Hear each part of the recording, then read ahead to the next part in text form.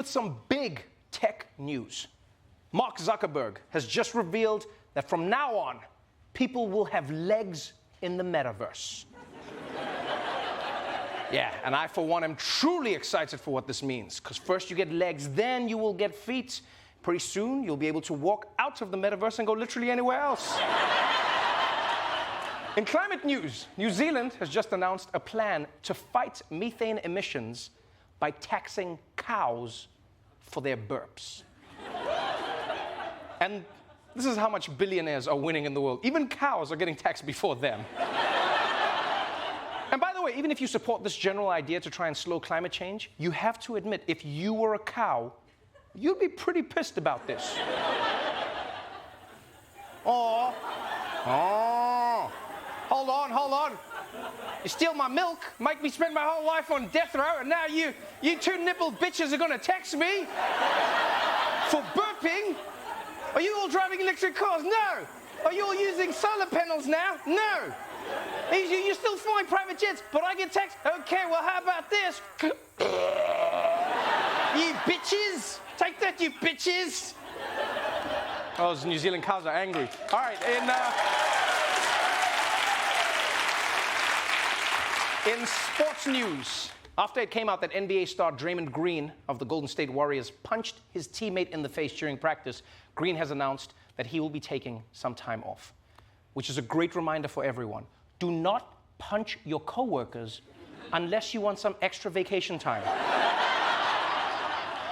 All right, let's move on to some of the biggest stories of the day, which for some reason all involve racism. Yeah, I don't know if you guys have ever heard of racism, but it's a pretty hot thing these days. And by these days, I mean the last, 1,000 years.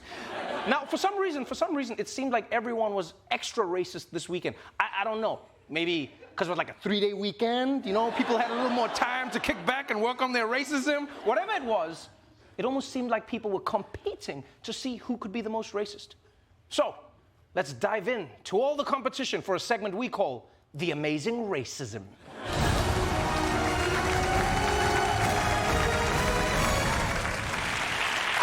Story involving racism hails from the great state of Alabama. I know, I'm shocked too. But what makes this racism special is that it's from a senator, one of the 100 best people in America, and he said it out loud on TV.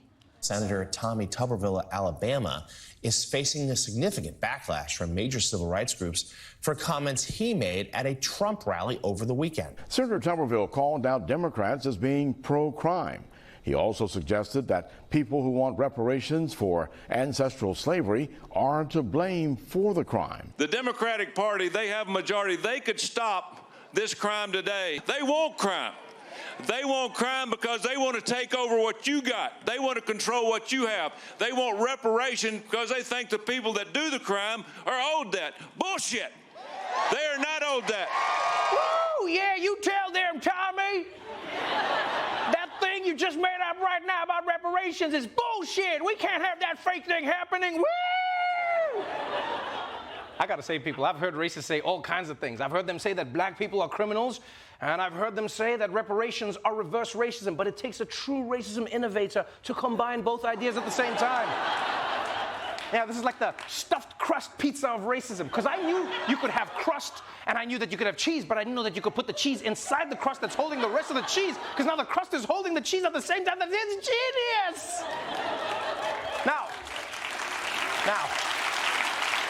if you're confused by what this man is saying, congratulations. It means you're sane.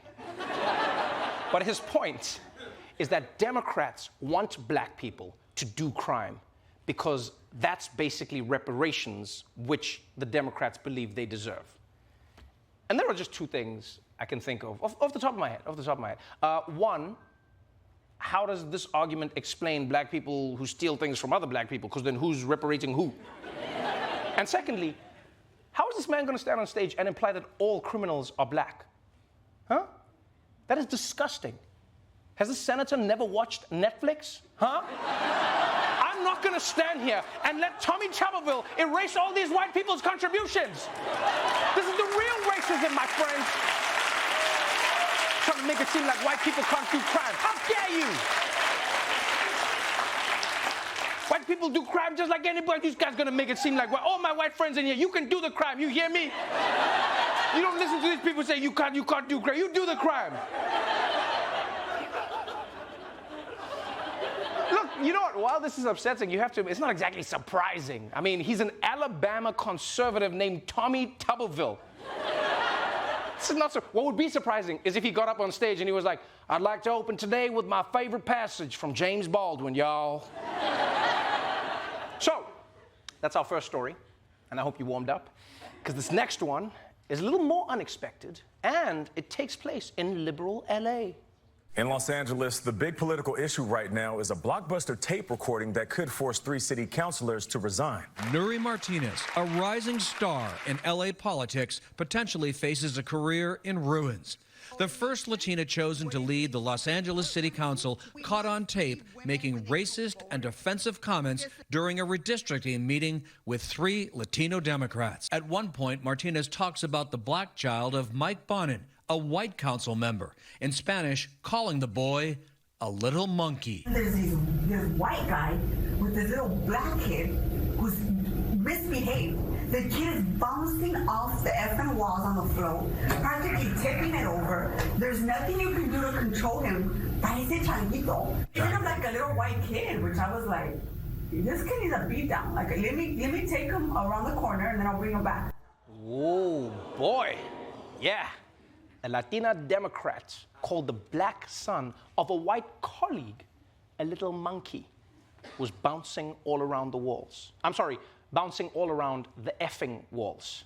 Yeah, thank you for censoring yourself. I appreciate it. That was weird. I mean, I'm not sure she censored herself in the right place. That was weird of her. To be like bouncing off the effing walls like a little monkey. Yo, I think you would have censored the racism and just say f***. I think that would be better. But to each their own. I guess I'm just effing crazy that way, you know? Also, like, do you know how racist you have to be to see a kid misbehaving and your first instinct is to use a racial slur against him? It's a little kid. All right? We all see kids of every race throw a tantrum or misbehave. And I'm not trying to brag, but personally, I hate all kids equally. All right? Yeah. It's not the color of their skin that makes them annoying, it's the content of their shitty character. What's especially wild about this story as well is that in the same conversation, she basically implies that because the kid is black, not white, he should be beaten so that he behaves. And I'm sorry, people, if you believe that black kids deserve to be beaten, you have no place being on the LA City Council. You clearly belong in the LAPD. But before we run out of time, there is one story that has the whole world talking. I'm referring, of course, to Kanye West, rapper, entrepreneur, and the guy who proved that not even black people can make the MAGA hat cool.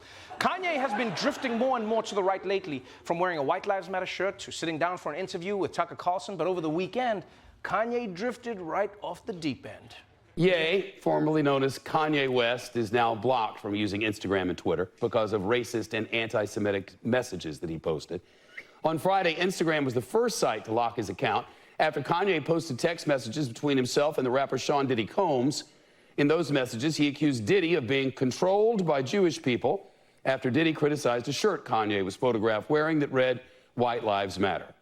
Then on Sunday, Kanye posted a series of tweets, once again targeting Jewish people, using the phrase DEFCON 3. The rap star lashing out, tweeting, "I'm a bit sleepy tonight, but when I wake up, I am going DEFCON 3 on Jewish people. The funny thing is, I actually can't be anti-Semitic because black people are actually Jew. Also, you guys have toyed with me and tried to blackball anyone who ever opposes your agenda." Oh, no, Kanye, you're gonna do it again? You're gonna do it again? I don't even know where to begin with this shit. I mean, promoting anti-Semitism to your 50 million followers? Not even joking about it. Threatening to go DEFCON 3 on Jewish people, which, by the way, I know this is not the point, but that's not how you say it. I know it's not the main issue here. I know that. But it's DEFCON 3. All right? Not DEFCON 3. Right? DEFCON sounds like a trade show where they unveil all the latest coffins or something. It's like, our newest model comes with Bluetooth. Now you can check on to make sure Nana's still there. Just use the app. DEFCON. Not to mention the DEFCON scale goes from 1 to 5. So DEFCON 3 is like in the middle? If you're trying to tell people how hard you're gonna go, that's just a weird way to do it, you know? I'm about to open up a can of whip ass, but I'm gonna put half of it in some Tupperware for later. You've been warned. I don't wanna use all my whip ass at the same time. Also, it's funny that he starts his threat with, I'm a bit sleepy tonight. What is that? What is that? Does anti-Semitism make you tired? Is that why MAGA people love the My Pillow guy? Is that what this is? But I will say, man, I feel bad for American right-wingers, you know, because they're getting Kanye now. Yeah, think of they missed college dropouts, My Beautiful Dark Twisted Fantasy, graduation. You know, they missed all of that. They're getting this Kanye. It's like getting to date the high school prom king, but decades after high school. Yeah, it's just like, you remember Chad from high school? Well, he's got uncontrollable flatulence now. Yeah, they might even tax him in New Zealand. So, those are the contenders in this week's Amazing Racism. You've got a black guy hating on Jews, a white guy hating on black people, and a Hispanic woman hating on a white guy for how he raises his black kid. You've got like every combination of racism in there. And you could find that depressing. You could, and I would understand why. But I myself choose to see this. I choose to see all these things as the glass half full. You know, if everyone is being racist against everyone else, then that means that no matter what color we are, racism is at least one thing that we all have in common. And what a beautiful thought that is. All right, that's it for the headlines. But before we go to a break, it's time to check in on all the latest social media trends with our very own Ronnie Chang, everybody! Ronnie Chang! Good to see you again, my friend. Hey, What is happening online? Hey, Trevor, thanks a lot. Before we begin, I just want to check, do you have any major announcements you want to make first? Any emotional or life-changing decisions about your professional life that you might want to talk about before I get started? Actually, yes, there is one thing that I've had on my mind. Shut the f*** up, all right? No more announcements. No more, just let me get through this one segment without becoming a surprise face meme again with this stupid Curb Your Enthusiasm music. Yeah, very original, idiots. Memes are the comedy of lesser minds. Let's get to the social media trends or whatever. This long weekend, it's fun times on the internet as usual. Kanye West going off the rails again. His beard is clearly not helping. He looks like Kimbo half a slice. Just sending out this tweet. As we've already examined, yes, a lot to unpack here. First of all, anytime you are writing something in lowercase and then you put the race of a people in all caps, that's not a good place to be, okay? Because even if you're saying something nice, it's not gonna read well. You could be saying like, I wanna wish a happy Hanukkah to the Jewish people. It doesn't work, okay? And what's going on with this line? Also, Jew, actually Jew also? I mean, it sounds like he let the iPhone predictive text write a manifesto for him. I do like this though. I do like the spaces in between, right? I think every racist rant needs a few blank spaces where we can project our own prejudices into. And if...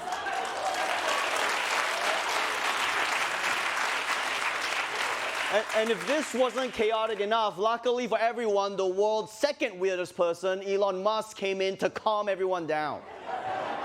Replying with this tweet, talked to Ye today and expressed my concerns about his recent tweet, which I think he took to heart. You know it's bad when Elon Musk thinks you're being unreasonable on Twitter. And I mean, is this how Elon is going to do content moderation when he owns Twitter? He's just gonna have a heart-to-heart with every single person who tweets something racist? Because I don't know if you checked Twitter lately, because I don't think you're gonna have a lot of time to go to Mars if you do that, okay? You're gonna be a little busy. And what else is going on? Oh yeah, Zuckerberg, another billionaire maniac. Yo, Mark, why are you obsessed with the metaverse? The metaverse sucks.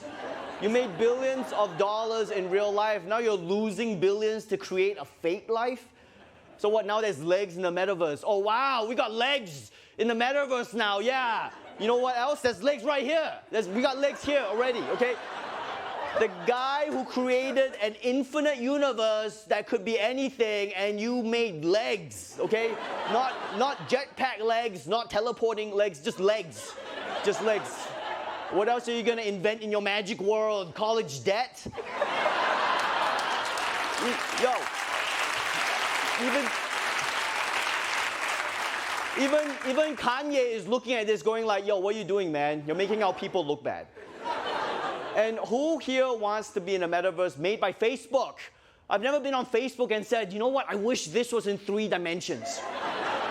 How can I physically interact with this post from a 60-year-old woman who was annoyed that no one spoke English at the drugstore? What kind of dork with nothing but time on his hands would even be excited about the metaverse, all right? I mean, look at what people are tweeting about it. Look at this random idiots. I mean, wow. I just used VR for the first time, mind-blowing. I can't imagine what it'll be like when it's basically real. You can't imagine what it'll be like if it's real? Why don't you take off the headset and just look around? It's happening right now. Reality is right here. Who is this dumb effing idiot? Anyway, back to you, Trevor. I think that tweet made some good points. Ronnie Chang, everybody.